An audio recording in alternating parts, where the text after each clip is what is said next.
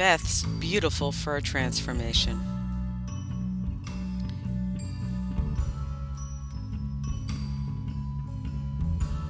The customer's coat belonged to her mother, and she wasn't sure what kind of fur this particular coat was.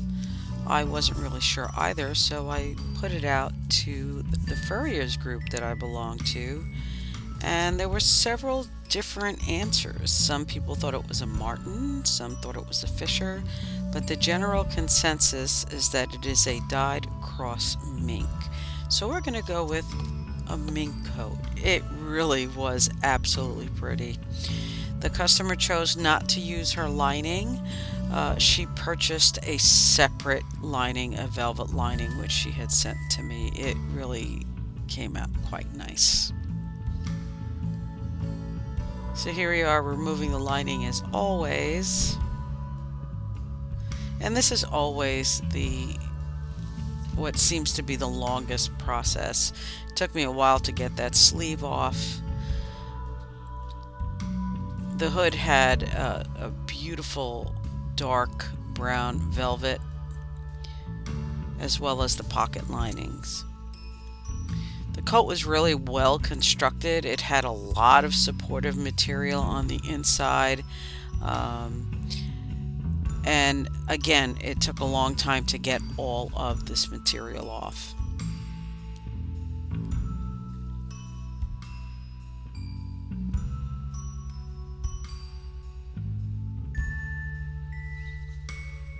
And here is some of the batting that's coming out, as well as more supportive material, as you can see throughout the coat.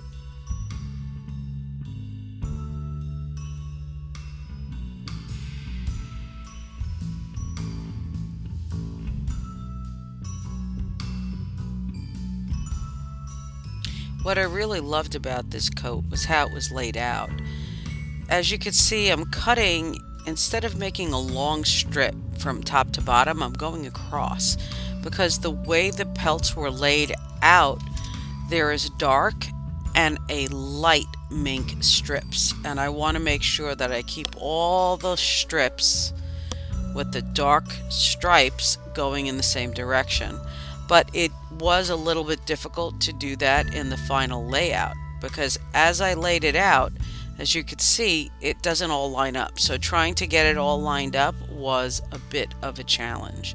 But as you can see, it really turned out quite nice. I use a stapler to staple it down so I can make sure that it will lay as flat as possible.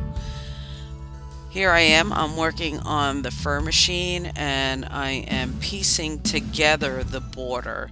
So I made a 3-inch border with the fur going in opposite directions between each piece, and I did that so this way I could have a little bit more interest when you looked at the border when the final was put together.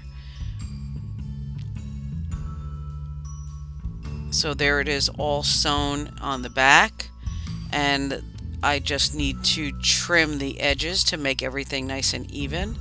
Here we have the batting, and underneath the batting there is white supportive material, and there is the lining as well, and a ribbon to offer support on the edges, and that's the color of the lining. It really came together so well, and there it is with all the stripes going in the same direction. It is an absolute gorgeous fur throw, and quite large, one of the largest that I have worked with from one coat.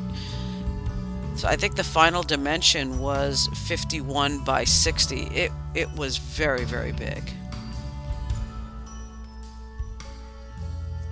But the final result is just absolutely gorgeous.